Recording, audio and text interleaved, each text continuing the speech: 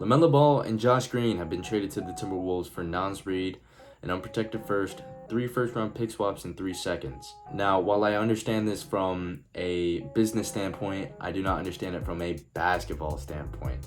A business standpoint makes sense. LaMelo Ball just had the healthiest season of his career after being riddled with injuries. He played 70 games this season, even received inklings of votes for All-NBA third team. Thank you. And the Hornets had one of the best offenses in the new year. I understand this from a business standpoint, capitalizing on a player who has been riddled with injuries his entire career. His ankles are made of glass, literal tissue paper. He played 70 games this season. It's been his healthiest season since his rookie year, I believe, or since his sophomore year. Things were clicking. Everybody's able to feed off of each other. Brandon Miller is taking another leap after dealing with a wrist injury last year. Nipple came in like a hot storm and was raining threes. But who was feeding him? LaMelo darn Ball.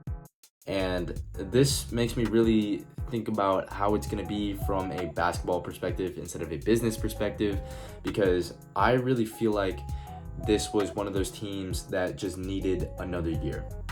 Yes, LaMelo absolutely had some moments in those playing games where he screwed up, he messed up. You know, he fouled Tyler Hero on that 3 after causing a turnover, but then he took matters into his own hands, won the game, owned up to it in the press conference, and it seemed like they were ready for the Magic game, but Khan didn't show up, LaMelo didn't show up, and they got blown out by 30, which is kind of a trend for Hornets playing games.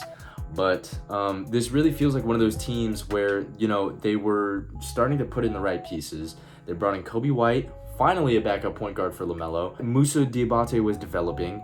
There were just little things that were just all coming together that really felt like this could have been a running back season. You know, the defense was getting better. People were actually clicking in. I was watching LaMelo Ball dive for loose balls and jump passing lanes properly instead of gambling, you know, not playing defense from behind like he likes to. You know, there were less frustration fouls, and it really felt like things were starting to really come together into something good, and it felt like we could have just had a running back season, actually seen where it would go. You know, we ended the season 33-16 after starting 11-24. We really could have just, you know, started next season with a bang. Started next season like we did this new year. And this really makes me think, obviously Brandon Miller will potentially be an all-star, all-NBA player. He's got the tools, he's got the length, he's got the jump shot, he's got the clutch moments.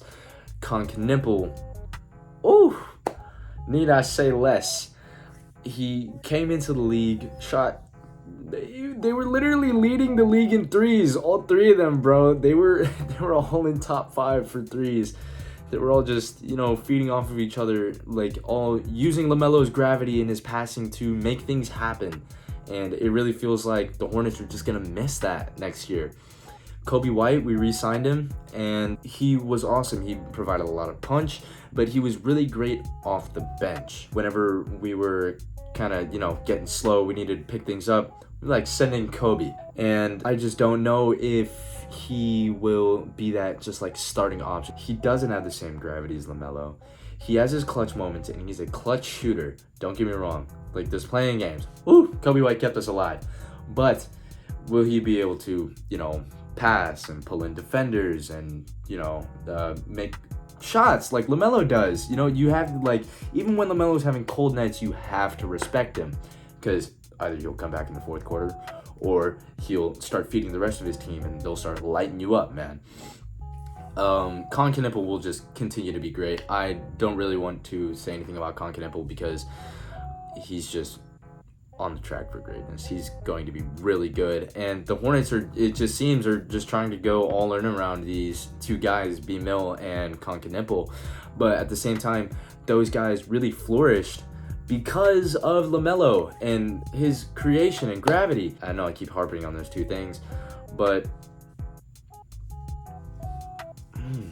I don't know. This Hornets team next year they'll really miss him. I mean, why not capitalize on a player who just played the best season that they've had, like, ever. Like, don't get me wrong, LaMelo's individual scoring was down a lot. He wasn't scoring as much as I would have liked to have watched him score as a LaMelo fan. But at the same time, I recognize that it was opening up so much other things for the team. And also, LaMelo wasn't having to score as much because, people were actually making shots on the team. He's never had pieces around him that were just consistent and good. Yeah, the Timberwolves will be great with LaMelo.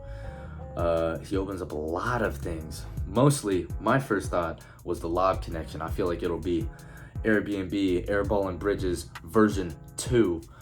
I don't even know what that lob connection name would be, but LaMelo and Ant will be crazy in transition running down the court. That's gonna be magic. That's gonna be awesome basketball. I think LaMelo will be able to fill some gaps for the Timberwolves, and the Timberwolves will in turn be able to fill some gaps for him, aka hide him defensively. Teams will definitely look to pick on him like they picked on Luka in the playoffs. And Anthony Edwards is a solid defender. I feel like he turns it on and off. He gets tired, having carried the offensive load for the team. Jaden McDaniels, need I say less. Rudy Gobert, 4-time DPOY, need I say less. I think Chris Finch is an awesome coach. I've always enjoyed watching Timberwolves basketball, besides Rudy Gobert, but that's just for personal reasons. And I feel like LaMelo is a really good piece for him. And honestly, giving up only one unprotected first and 3 seconds isn't bad. Those pick swaps, both teams aren't banking on the other to be worse than the other. From the Hornets' perspective, the Timberwolves are going to be good, so those picks are not going to be crazy.